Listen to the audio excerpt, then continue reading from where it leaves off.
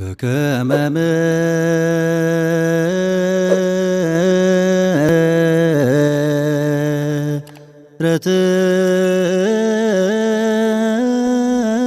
ምሕረትከ maqaa abbaa kan ilmaa kan hafuura qulqulluu waaqa tokkoon ni amanna amiin. Kabajamootaa fi jaalatamoota maatiiwwan waaqayyoon kan jaalattan waaqayyoo isiniin kan jaalatu hordoftoonni chaanaalii keenyaa hundumti keessan akkam jirtu, akkam yoo nageessani akkam turtani. Guyyaa har'aatiin kan nu ga'e waaqa abbootii keenyaa galannii fi ulfinni teessoo isaa aariyaam irratti isaaf haa ta'u.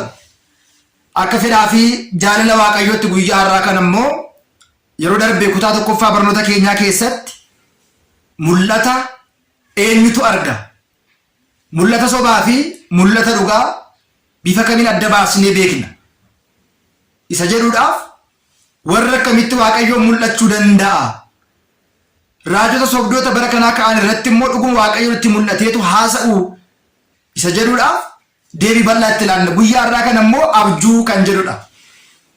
Egaa akkuma beekamu abjuus guyyaa har'aa kana bakka gurguddaa lamatti qoonnee waliitiin ilaalla. Abjuu karaa waaqayyootiin waaqayyoon namootatti mul'atuu fi abjuu sobaa yookiin immoo abjuu seexanaa isa jedhu abjuu hafuuraa fi abjuu foonii jennee bakka lamatti qooduu dandeenya jechaadha. Egaa abjuun hafuuraa yeroo garaagaraa waaqayyoon abbaan keenya abboolii garaagaraatti raajota garaagaraatti mul'atee yakka isaaniirraati badii isaaniirraati akka deebi'an waaqayyo duukaa akka isaan ta'an waaqayyoon itti dubbateera jechaadha. Egaa abjuu hafuuraa fi abjuu foonii, abjuun foonii keessumaati seexanni kallattii garaagaraatiin kan isheen ittiin nama qortudha. Seexanni yeroo garaagaraa waaqayyo fakkaattee, ergamoota waaqayyo fakkaattee, namoota garaagaraa fakkaattee halkan abjuu keessa nu qoruu dandeessi jechaadha. Mee guyyaa har'aa kana abjuu namoonni abjoochaa turan keessaati abjuu tokko tokko haa ilaallu. Innis seera uumamaa boqonnaa 31 gubbaa irratti abjuu Yaaqoob abjoote mee waliitiin haa ilaallu. Yaaqoob lafa filoota Loozaa bakka jedhamtutti otoo ciisee jiru ergamoonni waaqayyo maslaanii yookiin immoo riqicha gara samii irra jiru yeroo isaan ol ba'an, yeroo isaan bu'an argeera jedha. Mee jecha kana seeraatiin waliitiin haa dubbisnu. Seera uumamaa boqonnaa 31 gubbaa irratti Yaaqoob mul'ata inni argate waliin haa ilaallu. Akkana jedha: ergamaan waaqayyoo Yaaqoobiin yaa Yaaqoob jedheeni, innis immoo abeet jedhee jedha.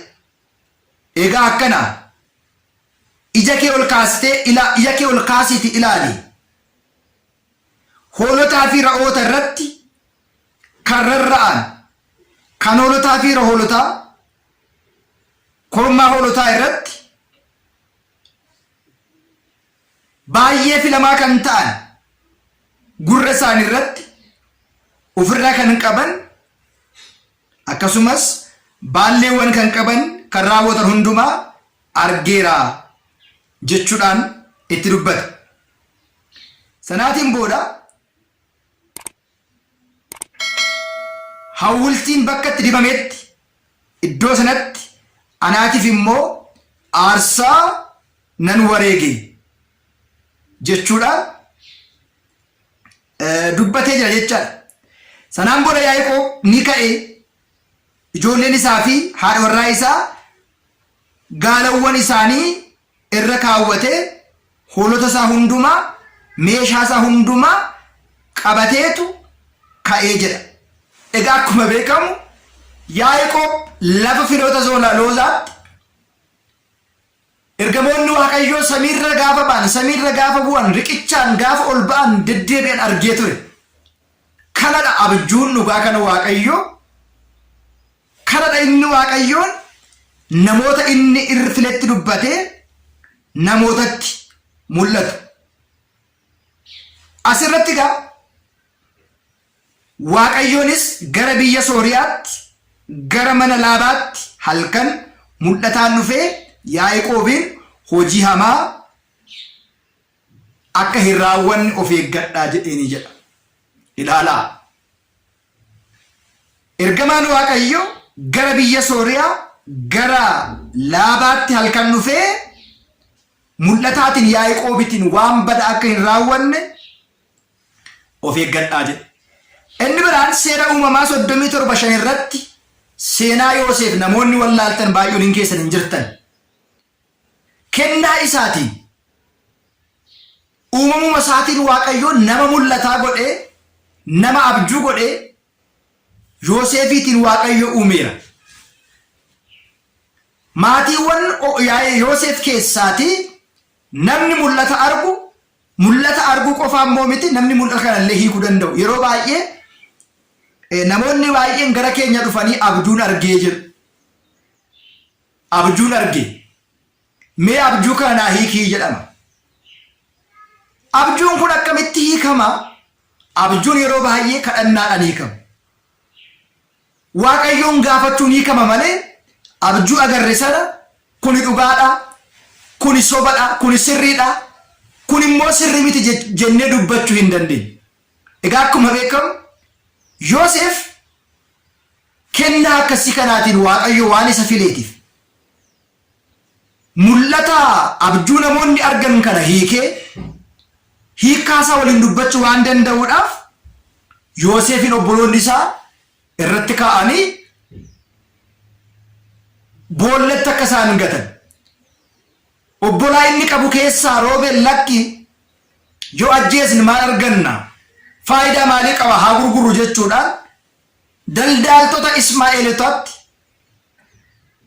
qarshii 20 daldaaltonni Ismaa'eelotaa immoo qarshii 30 mana Phixifaaraatti gurguraa turaniiru. Kennaan Waaqayyoon eebbi Waaqayyoon isa duukaa ta'ee mana Phixifaaraattis hojii guddaa Waaqayyo isarra bulee hojjeteera. Du'a mootichaa fi salphina mootichaallee adda baasee himeera. Abjuun dhugaan isa kanadha. Abjuun nuti abjoonnu garuu nyaannee dhugunnee rafnee kaanee akkuma barbaanne taanee abjuun nuti fooniin abjoonnu dhugaas ta'uu danda'a, sobas ta'uu danda'a. Inni biraa macaafa Saamu'eel isa duraa boqonnaa 2 kaasnee gaafa ilaallu seenaa saboota Israa'elotaa ilaaluun barbaachisaadha. Waaqayyoon biyya kana fayyisuudhaaf gochaa ijoollee Eelii adda baasuudhaaf Saamu'eel mucaa xiqqoorra bulee Waaqayyoon abjuu itti mul'atee jedha. Abjuun itti mul'ate. Abjuudhaan itti mul'ate. Waaqayyoon Saamu'eel isa xiqqaa waame. Yeroo kana Eelii waan isa waame fakkaatee dhaqee yaa abbaa kun na waamte gaafa jedhu siin waame deebi'ii rafi jedhe. Yeroo sadi deddeebi'ee sagalee Waaqayyoo waamicha Waaqayyoo Saamu'eel waan naga'eedhaaf Eeliin Waaqayyoon waamuusaa hubatee yoo si waame dubbadhu garbichi kee ni dhaga'a jedhiin jechuudhaan itti mejechaa. Kanaan boodadha Saamu'eel dubbadhu garbichi kee ni dhaga'a. Waaqayyoon waan gochuu qabu. Ijoolleen Eeliin Afniinii fi Fiinaas gochaa isaan Waaqayyoo irratti hojjechaa jiran. Gochaa isaan aarsaa Waaqayyoo irratti hojjechaa jiran. Gochaa isaan mana Waaqayyoo irratti balleessaa isaan raawwachaa jiran mul'ata kanaan Saamu'eel irra bulee Waaqayyoon abjuu itti mul'ateeraa jecha. Yeroo kana gara Eelii dhaquudhaan waan arge hundumaa Eeliitti wanti argaa jiru kun gaarii miti. Wanti ijoolleen kee kun raawwachaa jiran obboloonni koo gochaa jiran kun sirrii miti jedhee tokko tokko waan jiru hundumaa Eeliitti himera. Eeliinis abjuu kana maalla dhibdeedhaan ilaaluudhaan Waaqayyoon wanta fedhe haa raawwatu jechuudhaan dhumni saba Israa'elotaa harka Filisxeemitti kufanii taabonni Tsiyoon isaan irraa booji'amtee harka diinaa galuu ishee asirraati ni baranna. Egaa Waaqayyoon warra filetti mul'ataatiin mul'achuu danda'a. Ergamaatiin itti mul'achuu danda'a. Seenaa Yoosefis akkuma laallu Yoosef abbaa mul'ataa yookiin immoo akka abbaa abjuu akka inni ture nutti hima jecha. Egaa kana qofaa miti.